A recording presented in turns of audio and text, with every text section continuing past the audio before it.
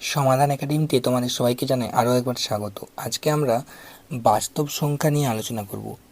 Real number system, যত রকমের আমাদের সংখ্যা হয়, স্বাভাবিক সংখ্যা, অস্বাভাবিক সংখ্যা, মূলদ সংখ্যা, অমূলদ সংখ্যা, সমস্ত বিষয়গুলো এই ভিডিওতে আমরা ক্লিয়ার করে দেবো। যত রকমের ডিজিট হয় উদাহরণ সহ সংজ্ঞা টোটাল ধারণা ক্লিয়ার করে দেবো। ঠিক আছে, ফার্স্ট আমাদের যেটা জানতে হবে সেটা হচ্ছে কি না, অঙ্ক কী জিনিস। অঙ্ক হচ্ছে যে সমস্ত চিহ্ন বা প্রতীক দ্বারা সংখ্যাকে প্রকাশ করা হয় তাদের ডিজিট বলে। ঠিক আছে, যেমন উদাহরণ হিসেবে বলতে পারি 0, 1, 2, 3, 4, 5, 6, 7, 8, 9, এগুলো সবই একটা ডিজিট। ঠিক আছে, এবার বাস্তব সংখ্যা তত্ত্বের বিষয়ে জানতে গেলে আমাদের জানতে হবে যে বাস্তব সংখ্যাদের আমরা কতগুলো ভাগে ভাগ করতে পারি। তো আমাদের ফার্স্ট যেটা হচ্ছে জানতে হবে স্বাভাবিক সংখ্যা কোনগুলো। যে কোনো বস্তু গণনার জন্য প্রয়োজনে উদাহরণ হচ্ছে বা স্বাভাবিক সংখ্যা হচ্ছে 1, 2, 3, 4 এবং অসীম। ঠিক আছে, অসীম পর্যন্ত সংখ্যা হতে পারে। আর মূলত যেটা আমরা অঙ্ক বলি, আমাদের মূলত ডিজিট কিন্তু 10টি, 1, 2, 3, 4, 5, 6, 7, 8, 9, 9, এখান পর্যন্ত আমাদের ডিজিট হচ্ছে টোটাল 10টি।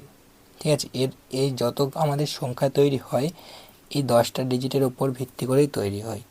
তাহলে আমাদের ফার্স্ট যে স্বাভাবিক সংখ্যা, আমরা স্বাভাবিক সংখ্যা বলতে পারি 1, 2, 3, 4 এখান থেকে অসীম পর্যন্ত। এরপর আসবো আমরা পরবর্তী সংখ্যার, যেটা বাস্তব সংখ্যার মধ্যে পরবর্তী যে ভাগটা সেটা হচ্ছে আমাদের মৌলিক সংখ্যা। মৌলিক সংখ্যা কাকে বলছি? মৌলিক সংখ্যা অর্থাৎ প্রাইম নাম্বার।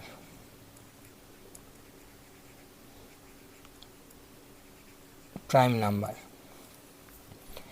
মৌলিক সংখ্যা যে সমস্ত স্বাভাবিক সংখ্যার শুধুমাত্র দুটি ভিন্ন উৎপাদক থাকে তাদের মৌলিক সংখ্যা বলে। অর্থাৎ এক কথায় বলতে গেলে যে সমস্ত সংখ্যাকে শুধুমাত্র সেই সংখ্যাটা দ্বারা, যেমন এগুলো উদাহরণ 2, 3, 5, 7, যেমন 2 একে শুধুমাত্র 1 দিয়ে ভাগ করা যাবে, 3 একেও শুধুমাত্র 1 দিয়ে ভাগ করা যাবে, অথবা 3কে আমরা 3 দিয়ে ভাগ করতে পারি।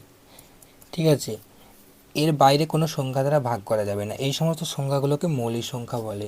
উদাহরণ হিসেবে আমরা বলতে পারি 2, 3, 5, 7, 11, 13, 17, 19, 23, 2, 3, 5, 7, 11, 13, 17, 19, 23, 29, এগুলো হচ্ছে আমাদের মৌলিক সংখ্যা। কোনো সংখ্যা মৌলিক কি না সেটা আমরা কিভাবে বুঝবো, সেটা জানার একটা পদ্ধতি রয়েছে। ধরুন একটা ছোট সংখ্যা মুখস্থ করেছি, কিন্তু বড় সংখ্যা মৌলিক কিনা আমরা বুঝবো কিভাবে?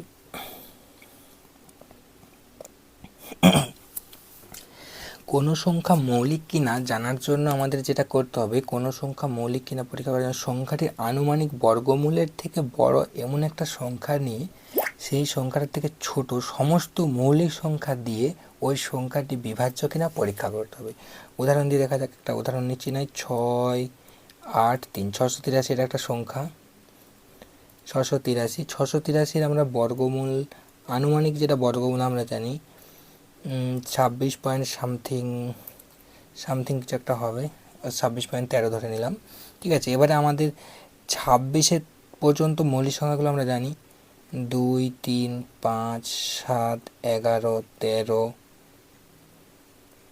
17, 19, 23। ঠিক আছে, এগুলো হচ্ছে আমাদের এই 26-এর মধ্যে আসছে এই মৌলিক সংখ্যাগুলো। এই সংখ্যাগুলোর কোনোটি দ্বারাই 683কে ভাগ করা যাবে না। সুতরাং 683 একটা মৌলিক সংখ্যা, প্রাইম নাম্বার। ঠিক আছে, এই প্রসেসে আমরা কোনো সংখ্যা মৌলিক কিনা খুব সহজেই পরীক্ষা করতে পারব। পরবর্তী আসছি আমরা যৌগিক সংখ্যা। যৌগিক সংখ্যা কাকে বলি? যে সমস্ত স্বাভাবিক সংখ্যার অন্ততপক্ষে 3টি উৎপাদক থাকে, দুটোর বেশি থাকলেই সেগুলো যৌগিক সংখ্যা। যেগুলো মৌলিক আমরা বলছি তাদের 2টো থাকে, আর যেগুলোর অন্ততপক্ষে 3টে থাকবে একে স্বাভাবিক সংখ্যা বলা যায়, তাদের যৌগিক সংখ্যা বলে। যেমন 4, 6, 10, 12, 15, 24 ইত্যাদি সমস্তগুলো হচ্ছে যৌগিক সংখ্যা আমাদের। তিনটি উৎপাদক থাকে তাদের যৌগিক সংখ্যা বলে।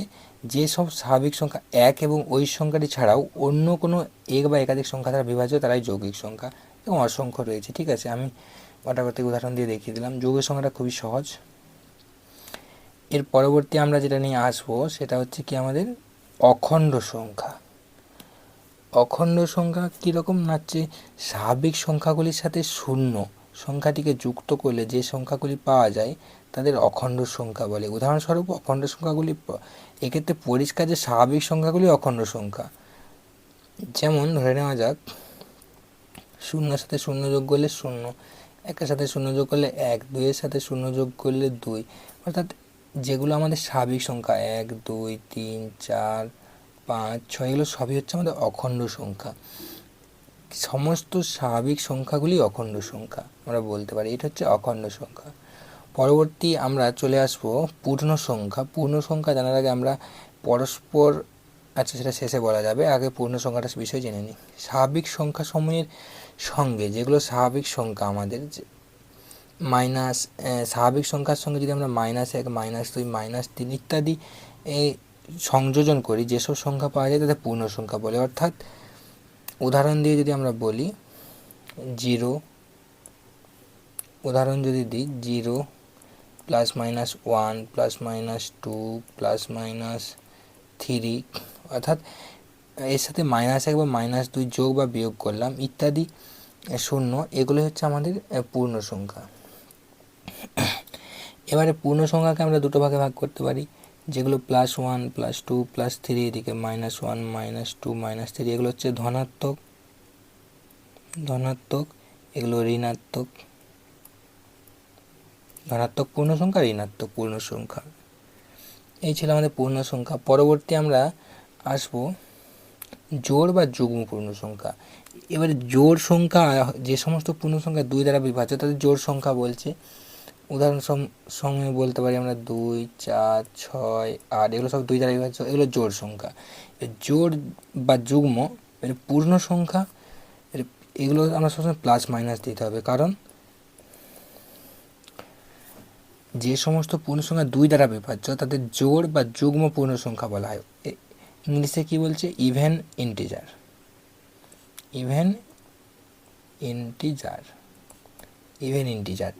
ঠিক আছে, এটা করে আমাদের জোড় পূর্ণ সংখ্যা। এরপর আমরা আসবো যেটা নিয়ে, সেটা হচ্ছে বিজোড়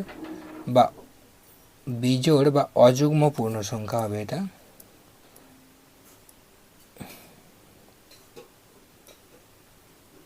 বিজোড় বা অযুগ্ম পূর্ণ সংখ্যা। বিজোড় বা অযুগ্ম, যে সমস্ত পূর্ণ সংখ্যা 2 দ্বারা বিভাজ্য নয় তাদের অযুগ্ম পূর্ণ সংখ্যা বা অড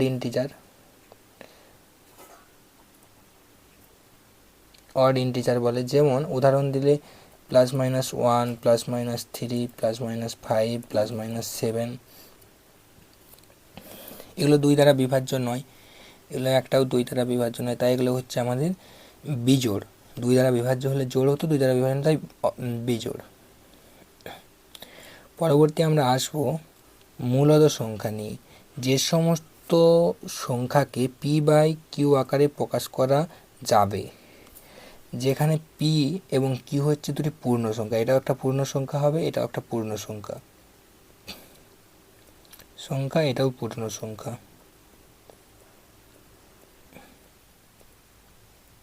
দুটোই পূর্ণ সংখ্যা হবে, তাদের মূল সংখ্যা বলে। উদাহরণস্বরূপ আমরা বলতে পারি 7/1, 5/3, 0.26, এটাকে আমরা লিখতে পারি 26/100। ঠিক আছে, -3/2 √16 সমান আমরা জানি 4 সমান 4/1, p/q আকারে প্রকাশ করা যায়। ঠিক আছে, এগুলো হচ্ছে আমাদের মূলদ সংখ্যা। এবার চলে আসবো আমরা অমূলদ সংখ্যা। যে সমস্ত সংখ্যাকে p/q আকারে প্রকাশ করা যায় না, যেগুলোকে p/q আকারে প্রকাশ করা যায় না তাদেরই অমূলদ সংখ্যা বলে। উদাহরণস্বরূপ আমরা বলতে পারি √2, √3, q√7, 4√25, এরকম অজস্র উদাহরণ রয়েছে। এছাড়া আমরা বলতে পারি পাই, এগুলো পায়ের মান 22/7।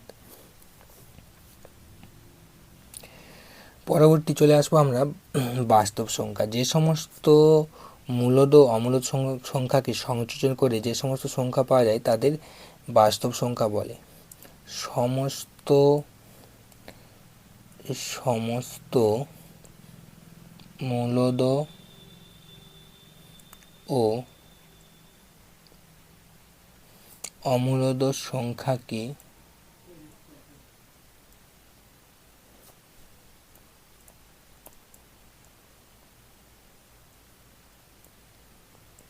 সংযোজন করে যে সমস্ত সংখ্যা পাওয়া যায় তাদের বাস্তব সংখ্যা বলে। ঠিক আছে, বা রিয়েল নাম্বার। পরবর্তী আমরা চলে আসবো বীজগাণিতিক সংখ্যা। বীজগাণিতিক সংখ্যা কোনগুলো? বীজগাণিতিক সংখ্যা যে সমস্ত সংখ্যা কোনো বীজগাণিতিক সমীকরণের মূল বা সমাধান হিসেবে পাওয়া যায় তাদের বীজগাণিতিক সংখ্যা বলে, বা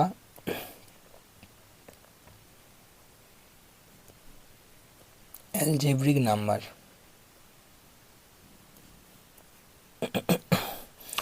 অর্থাৎ বীজগাণিতিক সংখ্যা সমস্ত মূলদ অমূলদ সংখ্যায় বীজগাণিতিক সংখ্যা, যেমন 3 - 2, 3/2, 5/2, √2, √3, √2, এগুলো সমস্ত মূলদ এবং অমূলদ সংখ্যাগুলি নিয়ে হচ্ছে আমাদের বীজগাণিতিক সংখ্যা। কিন্তু যদি আমরা বলি অবীজগাণিতিক সংখ্যা, অবীজগাণিতিক সংখ্যা হচ্ছে যে সংখ্যা কোনো বীজগাণিতিক সমীকরণের মূল বা সমাধান হিসেবে পাওয়া যায় না কখনোই, যেমন পাই, এগুলো কখনোই বীজগাণিতিক সমাধান হিসেবে পাওয়া যায় না, তাই এগুলো হচ্ছে আমাদের অবীজগাণিতিক সংখ্যা। এবার একটা আমাদের তথ্য জানার আছে যে পরস্পর মৌলিক সংখ্যা কি। পরস্পর মৌলিক সংখ্যা ধরে নেওয়া যাক 3 এটা একটা মৌলিক সংখ্যা, 5 এটা একটা মৌলিক সংখ্যা,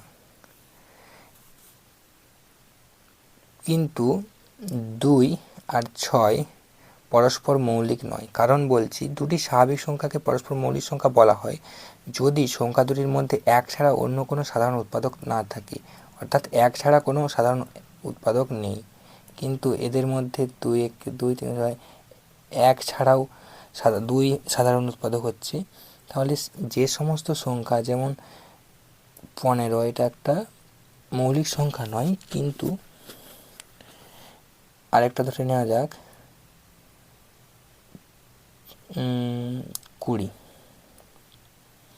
এক্ষেত্রে আমরা এক ছাড়া এদের কোনো সাধারণ উৎপাদক পাচ্ছি না, তাই এক্ষেত্রে এই সংখ্যা দুটো পরস্পর মৌলিক সংখ্যা নয়, কিন্তু এরা পরস্পর মৌলিক।